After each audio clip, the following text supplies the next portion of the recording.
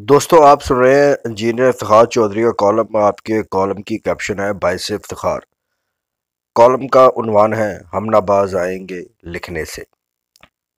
अल्फाज की तासीर भी क्या निराली शय है, कभी चिराग की लौ की मानिंद रोशनी बिखेरती है तो कभी तलवार की धार की मानिंद जख्म लगा जाती है। मैंने बरसों कलम से रोशनी फैलाई, अपने ख्यालात का बेबाक इजहार किया और अपने नज़रियात को करतास पर बिखेरने की जसारत की। मेरे ख़यालात को उम्र ख़याम की रुबाई की शक्ल में देखे, जो तलवार भी है और करतास पर भी एक ही मायने रखती है। मगर एक दिन अचानक दिल में एक सवाल जागुज़ी हुआ, क्या मेरे अल्फाज लोगों के लिए बारे गरां तो नहीं? ये सवाल जहन में आते ही मैंने अपने ग्रुप में, जिसमें 256 अहबाब शामिल हैं, एक पैगाम भेज दिया। क्या मैं तुम्हें तंग कर रहा हूँ? अगर मेरी तहरीरें तुम पर बोझ हैं तो मैं ये सिलसिला मौक़ूफ़ कर देता हूँ। जवाब आया, और ऐसा आया कि दिल की तमाम उलझनें ख़त्म हो गईं। चौधरी ग़ुलाम हुसैन ने कहा, चौधरी साहब, आप अपनी जमात का दफ़ा कर रहे हैं तो अब पसपाई कैसी? असद उमर ने कहा कि हमें तो आपकी तहरीरें बायसे तमानियत महसूस होती हैं, आप लिखते रहें। वॉइस ऑफ अमेरिका के दोस्तों ने तहरीर की सनद देते हुए कहा कि आपके अल्फाज में असर है, रोशनी को बुझने ना दीजिए। इमरान मीर ने दिल भेजा, अफसर अमाम शुक्रिया, सराज और सज्जाद स्वाति ने सराहा। अकील तरीन ने, जो हमेशा कम गो मगर मायनी खेज तबसरा करते हैं, बस इतना कहकर गोया हैरत का इजहार कर गए, चौधरी साहब ये क्या फरमा रहे हैं? मीडिया एडवाइज़र गुल उम्मीद, जो हमेशा हौसला अफजाई में पेश पेश रहते हैं, कहने लगे, आपको ज़रूर लिखना चाहिए, ये रोशनी कभी मध्यम नहीं होनी चाहिए। तज़ीन अख्तर का जवाब मस्बत था। और फिर रोज़नामा असास के मुदीर नासिर मुग़ल ने जैसे मेरी सोच पर ज़रब लगाई, हम तो आपकी तहरीरें गुज़िश्ता कई सालों से छाप रहे हैं, आपने ये सवाल क्यों किया? प्रेस काउंसलर अरफान चौधरी, जो हमेशा मेरी तहरीरों में बारीक से बारीक गलती भी निकालते हैं, वो भी गोया हुए, ये सवाल ही क्यों उठाया? हम तो आपकी तहरीरों के मोतरफ़ हैं।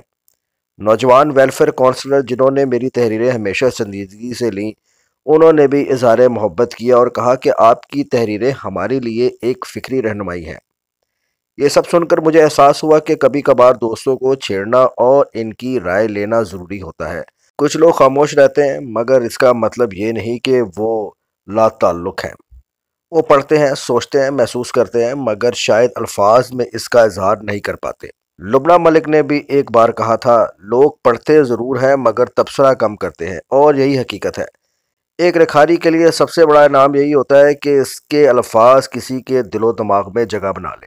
इस दौरान इंजीनियर अरशद दास से तवील गुफ्तगू हुई, पुरानी यादें ताज़ा होगी। कहने लगे, हम हमेशा समझाते रहे मगर किसी ने मेरी गल ना सुनी। फिर ओन चौधरी का जिक्र आया। अरशदात कहने लगे, मैंने इमरान खान को बरसों पहले कह दिया था कि ये शख्स सांप है, आज देख लो वही जहर उगल रहा है। ये सब सुनकर मेरा यकीन मजीद पुख्ता हो गया कि मैं जो कह रहा हूँ वही दुरुस्त है। मेरा काम किसी की खुशनुदी हासिल करना नहीं, किसी को नाराज़ करना नहीं, बल्कि हक़ाइक़ का आईना पेश करना है। कुछ लोग नाराज़ होंगे, कुछ मुवाफ़िक होंगे, मगर अगर मेरे अल्फाज किसी के जहन में घर कर लेते हैं तो मैं कामयाब हूँ। जहाँ तक फ़ौज का जिक्र है, वो हमारी अपनी है, हमारी ताकत है, हमारी इज़्ज़त है, मगर अगर कोई भाई गलत राह पर चल निकले तो क्या इसकी इस्लाह ना की जाए? जो खैर ख्वाह होते हैं वो फ़कत मद्दासराई नहीं करते, बल्कि सच्चाई का दामन भी थामे रखते हैं। मगर सवाल यह है कि आखिर कब तक हमारे अपने हमें मारते रहेंगे? कब तक 82 साला बुजुर्ग खवातीन को कैद किया जाता रहेगा? कब तक एजाज चौधरी जैसे दिल के मरीजों को जेल में डाला जाएगा? कब तक महमूद रशीद, उमर सरफराज चीमा और ना जाने कितने और मुहब्बे वतन अपने ही वतन में कैद रहेंगे? आज कुछ लोग बाहर आ रहे हैं, शायद कोई उम्मीद बाकी हो, कि किसी को शऊर आ रहा हो कि अपनों से जंग नहीं की जाती। अगर लड़ाई का इतना ही शौक है तो सियाचिन पर जाओ, बॉर्डर पर जाओ, दुश्मन के सामने डट कर खड़े हो जाओ। मगर नहीं, ये खेल तो पुराना है। कुछ दिन लड़ना है, फिर इस्लामाबाद फतह करना है। यही मैं ISPR के चौधरी साहब से भी कहना चाहूँगा।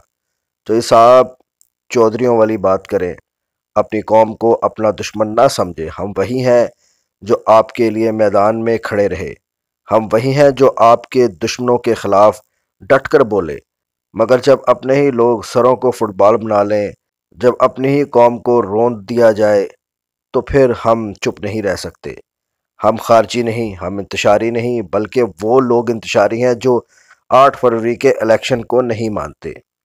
یہ ملک ہمارا بھی ہے، اور اس کی حفاظت کے لیے، اس کی بقا کے لیے اور اس کے مستقبل کے لیے ہمیں اپنی آواز بلند کرنی ہوگی۔ میں لکھوں گا اور لکھتا رہوں گا، نہ کسی سے خوف، نہ کسی کی مصلحت، بس وہی کہوں گا جو ضمیر کی عدالت میں سچ ثابت ہو، کیونکہ قلم کا فرض فقط لکھنا نہیں، روشنی کو زندہ رکھنا بھی ہے۔